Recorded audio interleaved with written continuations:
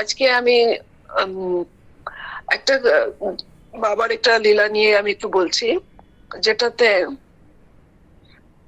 এই বাবা কি করে উম, আমাকে একটা সেবার সুযোগ দিল, গোপালের সেবার সুযোগ আর সুভদ্রা মার সেবার সুযোগ। এই দুটো আমি একটু বলছি। একটা হচ্ছে 2015 আমরা পুরীতে ছিলাম। 14 2014 ডিসেম্বর মাসে পুরীতে ছিলাম। 14 আর 13, হ্যাঁ ওই সময়টাতে। আর তারপর জগন্নাথ পুরীতে একটা বিশেষ আশীর্বাদ পেলাম। তো সে আশীর্বাদটা যে বাবাই দিয়েছে, একটা সন্তান প্রাপ্তি হওয়ার, আমাকে সেটা আমি বুঝতেই পারলাম না। তো যাই হোক, যখন আমি সুখবরটা বাবাকে শোনাই, তখন তন্দ্রাদি ছিলেন। তখন এই কথাটা আমি জানতাম না, তন্দ্রাদি আমাকে রিসেন্টলি বললো যে আমি যখন বললাম যে বাবা আমি উম, মানে হয়েছি, প্রেগনেন্ট হয়েছি, আমার ডেলিভারি আছে কয়েক মাস পরে, তখন নাকি বাবা তন্দ্রা মাকে বললো যে শর্মিলার বাড়িতে সুভদ্রা মা আসছে। তো তখন তো আমি বাবাকে মানে কি জেন্ডার, ছেলে হবে কি মেয়ে হবে সেটাও বলিনি। এবং আমি জগন্নাথ পুরীতে গিয়ে যে আমাকে একজন পুরোহিত আমাকে ধরেছিল এই স্পেশাল একটা প্রেয়ার করার জন্য একটা গাছের তলায়, ওখানে তুমি যা কিছুই চাও সেটা তোমার স্পেশালি সন্তান পাওয়ার জন্য সেখানে নাকি যায় সবাই। আমি তো এগুলো জানতাম না, তো সেগুলো তো সব বাবার একটা লীলা, বাবার কৃপাতে হলো, সেটাও আমি জানতাম না। তো যাই হোক, তো যখন মেয়ে জন্ম হলো, তারপর ওনার মেয়ের খবরটা বাবাকে জানালাম। তো বাবাই নামকরণ করলো, শিবানী নাম দিল। তো যাই হোক, সেটা ছিল শিবানীর ব্যাপারে। তারপরে অনেক বছর পরে সেরকম আমি তো গোপালের সেবা করি বাড়িতে। তবে গোপালের সেবা যেটা করি সেটা আমাদের গোপাল থাকে আসনে। আর এক এক সময় আমার ইচ্ছা হয় গোপালকে নিয়ে খেলবো, গোপালকে নিয়ে করবো। তো গোপালের একটা ফটো আমি অনেক সময় মাঝে মাঝে আমি কাজেও নিয়ে যেতাম। তো কিন্তু মানে মনটা ভরতো না যে প্রত্যক্ষ মানে গোপাল নেই, আমার এরকম একটা ভাব হতো। তো একদিন আমার স্বপ্নে, এটা লন্ডনে স্বপ্নে আমি পেলাম যে হনুমানজি একটা বাচ্চাকে নিয়ে বসা আছে। তারপর আমি যখন বাচ্চাটার কাছে যাই মন্দিরের ভিতরে, তখন বাচ্চাটার চোখ মোজা ছিল, বন্ধ ছিল। তারপর বেশি কাছে যাওয়াতে চোখটা খুললো। তো সেদিন স্বপ্নটা দেখলাম, তারপর স্বপ্নটা ভেঙে গেল। তো সকাল যখন হলো তখন আমি স্বপ্নটার কথা ভুলেই গেলাম, মানে একটা ভালো স্বপ্ন দেখেছি বলে মনটা আনন্দ হচ্ছিল। তো আমাদের বাড়ির কাছে একটা মন্দির আছে, শিব শক্তি টেম্পল, সেখানে আমি মাঝে মাঝে যাই। সেদিনও আমি সেরকম গেলাম। আর আই থিঙ্ক সেদিন হয়তো দ্বাদশী ছিল নাকি একাদশী ছিল, একটা ভালো তিথি ছিল সেদিন। তো আমি মন্দিরে যাই, তো সে মন্দিরটাতে না বেশি লোক যায় না, আর দরজাটাও বন্ধ থাকে, মেইন দরজাটা, গেটটা খোলা থাকে, মানে স্লাইডিং গেট, ভিতরে ঢুকতে হয়, আবার গেটটা বন্ধ করে দিতে হয়। আবার মন্দিরের যেটা দরজা সেটা সবসময় বন্ধই থাকে, খুলে তারপরে পূজা করতে হয়। আর সেরকম পূজারি বসা থাকে না, উনি মাঝে মাঝে আসে, পূজা টুজা দিয়ে যায়। তো যখন ঢুকলাম মন্দিরের আঙ্গনে, ঢোকা মাত্রই আমার চোখ পড়লো একটা গাছতলায় একটা টেবিল ছিল, টেবিলের উপরে গোপাল বসা, আর খুব মিষ্টি হাসিতে আমার দিকে তাকাচ্ছে। দেখে তো ইমিডিয়েটলি আকর্ষণ হলো। আর এখানে মন্দিরের ওই আঙ্গনে কেউই নেই। তো আমার মন বললো যে গোপাল আমার জন্য ওয়েট করছে, এটা আমারই গোপাল। তো গোপালের কাছে আমি আমার ব্যাগটা রাখলাম, রেখে আমি খুব আনন্দ মনে আমি মন্দিরের ভিতরে গিয়ে ভক্তি করলাম, পুজো টুজো দিলাম।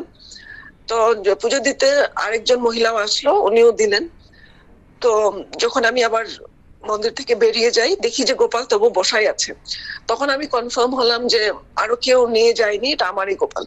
তারপর গোপালকে নিয়ে বাড়িতে আসলাম। বাড়িতে এসে আমি গোপালকে পরীক্ষা করছি, ওর চুল আছে, কাপড় আছে, জামা আছে, শার্ট প্যান্ট পরা, আর মানে একদম চুলগুলো একদম কালা, খোকড়া চুল, আর মানে খুবই মানে মিষ্টি।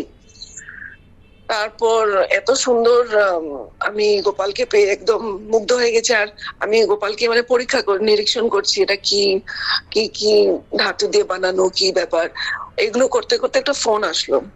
ফোনটা ছিল হীরামন্দা করেছিল, আর ভিডিও কল ছিল, বাবা ছিল, আর আমি গোপাল আমার হাতে। আর তখন চুল টুল আমি সব খুলে দিয়েছিলাম, খুলে আমি জাস্ট দেখতে মনে হয় না গোপাল বলে, তবু একটা মানে আমার কাছেই ছিল।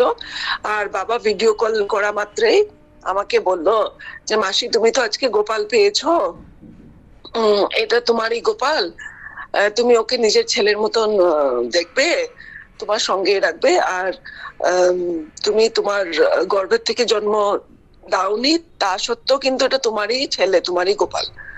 এরকম বাবা কনফার্মেশন আমাকে দিল, আর নামটাও দিয়ে দিল গোপাল। তো আমি শুনে তো খুবই আনন্দ। তো এইটা বাবার মানে একটা অশেষ কৃপা। তো এখন পর্যন্ত আমার কাছে গোপাল আছে, খুব মানে আনন্দ হয়। আর সবাই গোপালকে দেখে আদর করে, আর ও মানে সবাই মন জয় করার মতন ওর একটা ইয়ে আছে, পাওয়ার আছে।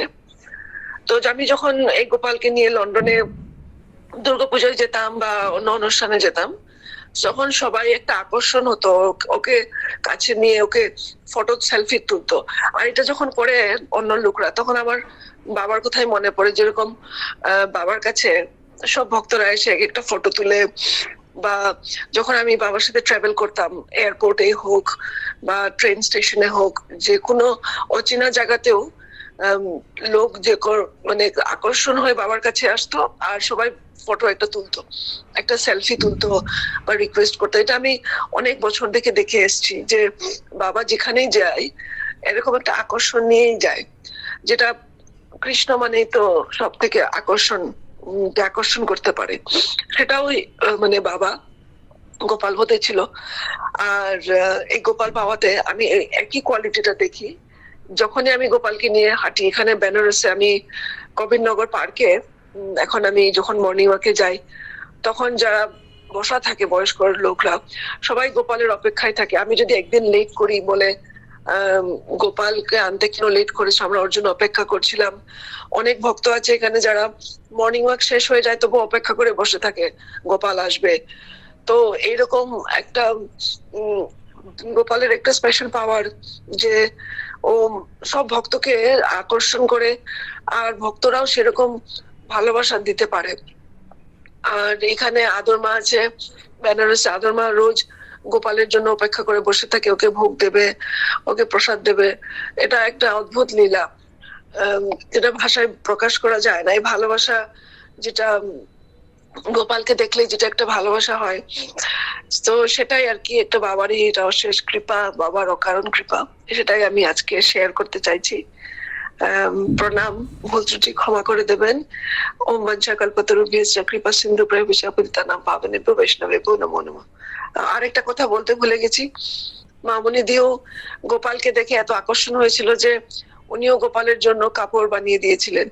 আর এখন পর্যন্ত গোপাল যা যা কাপড় পরে একটাও আমি কিনতে হয় না, ভক্তরাই বানিয়ে দিচ্ছে। কাকলি মৈতি দি, তারপর মামুনি দি, লন্ডনের ভক্তরা, তো সবাই গোপালের জন্য কাপড় বানিয়ে বানিয়ে দেয়। প্রণাম প্রণাম।